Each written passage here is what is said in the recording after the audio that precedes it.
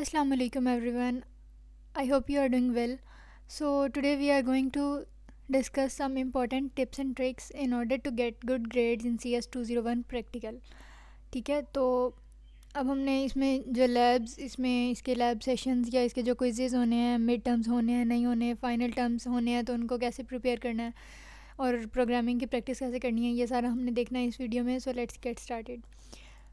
सबसे पहले what are the important things which we are going to cover in this video. Lab quizzes, general quizzes, lab sessions, syllabus, assignments, mid terms and final exams. So सबसे पहले बात करते हैं quizzes की.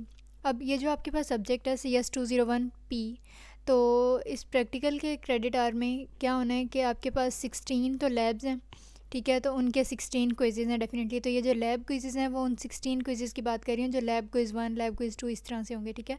और ये वीकली ही होंगे, मतलब क्योंकि 16 वीक्स का ये ऑलमोस्ट सेमेस्टर होता है, तो हर वीक में जो है वो होने हैं आपके लैब के क्विज़. उसके अलावा जनरल क्विज़. अब जनरल क्विज़ क्या कि ये जो आपके 16 लैब क्विज़ेज़ हैं, इनके ही इन बिटवीन दरमियान में 3 या 4 बार जो है वो आपका लैब क्विज़ के अलावा एक क्विज़ 1, क्विज़ 2 इस तरह से भी होगा, ठीक है. अब फ़िलहाल जो आपका सब्जेक्ट है CS201 प्रैक्टिकल, इसमें चाहे वो आपके लैब क्विज़ेज़ हैं या वो आपके जनरल क्विज़ेज़ हैं, ये दोनों ग्रेडेड हैं. फर्दर नेक्स्ट आपके सेमेस्टर्स में कुछ सब्जेक्ट्स ऐसे होंगे जिसमें लैब क्विज़ेज़ ग्रेडेड नहीं होंगे, बस उनकी अटेंडेंस चाहिए होगी, लेकिन जनरल क्विज़ेज़ में मार्क्स चाहिए होंगे, ठीक है.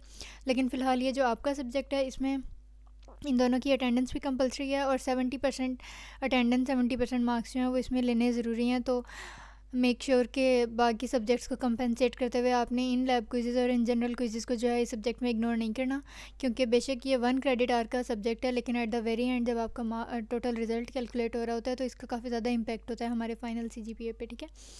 तो ये तो क्विज़ हैं. अच्छा, अब ये जो 16 लैब क्विजेज़ होने हैं ना, ये हर वीक में 3-3 चैप्टर्स, मतलब फ़र्स्ट वीक जब आपका पहला वीक इस तरह वाला होगा कि क्विज़ स्टार्ट हो गए हैं, तो फर्स्ट वीक में पहले 3 चैप्टर्स का, फिर नेक्स्ट 3 चैप्टर्स का, इस तरह से.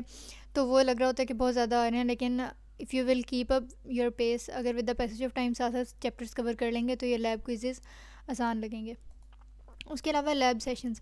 अच्छा, अब क्योंकि ये लैब का आपका क्रेडिट आ रहा है प्रैक्टिकल का, तो क्या होगा कि हर वीक में आपकी 2 to 3 जो हैं वो लैब सेशंस भी ज़रूर होंगे गूगल पे, मतलब फ्रॉम योर इंस्ट्रक्टर.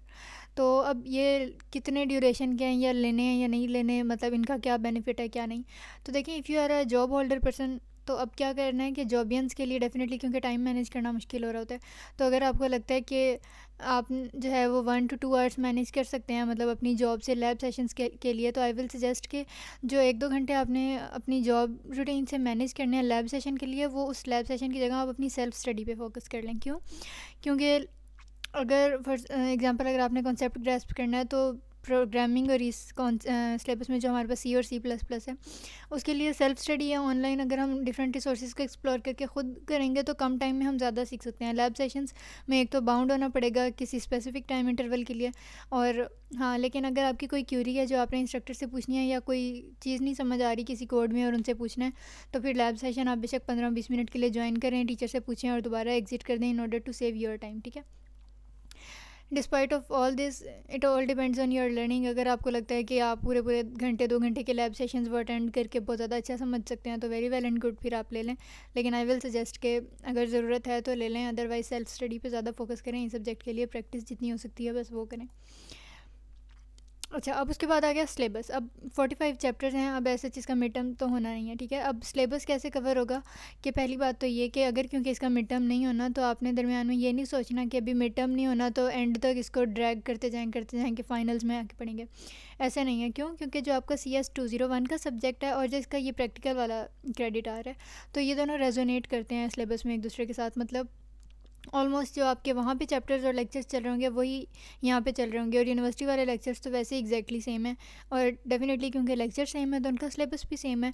तो इनडायरेक्टली अगर आप CS201 प्रैक्टिकल की तैयारी कर रहे हैं, तो आपका वो थियोरी वाला सब्जेक्ट अगर आपने इस कोर्स में सेमेस्टर में सेलेक्ट किया हुआ है, तो वो ऑटोमेटिकली खुद तैयार होता रहेगा. एंड वाइस वर्सा कि अगर आपने 201 सेलेक्ट किया हुआ है और उसकी प्रिपरेशन कर रहे हैं, तो ये प्रैक्टिकल वाला खुद तैयार हो जाएगा. तो एक करें तो दूसरा ऑटोमेटिकली हो जाएगा, तो इसको अलग से टाइम देने की ज़रूरत नहीं है. इनमें से किसी एक को ही कर लें तो एक ही बात है, ठीक है. तो इसको बस ये है कि इसके सिलेबस को एंड टाइम के लिए नहीं छोड़ना. इसलिए क्योंकि आपके क्विजेज़ अफेक्ट होंगे अगर इसको एंड टाइम के लिए छोड़ेंगे. और दूसरा ये कि फिर एंड टाइम पे जो है वो प्रोग्रामिंग की प्रैक्टिस कभी भी नहीं हो सकती आखिरी दिन बैठ के. उसके बाद आ गई नेक्स्ट असाइनमेंट्स। अब इसके जीडीबीज़ वगैरह तो हैं नहीं इस प्रैक्टिकल के क्रेडिट आर के, तो असाइनमेंट्स जो हैं वो मैक्सिमम टू टू ही होंगी मैक्सिमम असाइनमेंट्स आपके इस प्रैक्टिकल के क्रेडिट आर की। एक मिड टर्म्स के ड्यूरेशन में होगी और एक फ़ाइनल टर्म्स में। तो ये जो असाइनमेंट्स हैं वो .cpp की एक्सटेंशन जो है वो आपने सबमिट करवानी, एक्सटेंशन फ़ाइल जो है वो सबमिट करवानी होती है।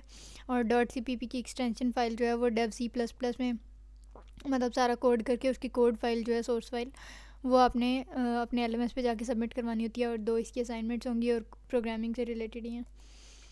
उसके बाद आ गया मिड टर्म्स। अच्छा, अब इसमें मिड टर्म्स तो है नहीं तो इसको डेफिनेटली स्किप करना है। और एज आई मैंशन अर्लियर कि लेकिन इसके सिलेबस को इग्नोर नहीं करना, क्योंकि लास्ट टाइम पे बैठ के 45 chapters with a lot of concepts वो क्लियर करना बहुत मुश्किल हो जाता है आखिरी टाइम पे बैठ के। तो इसलिए साथ साथ जो है वो बेशक मिड टर्म दरम्यान में से स्किप हो रहे हैं लेकिन क्विजेज़ वगैरह वैसे ही चलते रहेंगे, तो इसलिए ये साथ साथ जो है वो देखने हैं।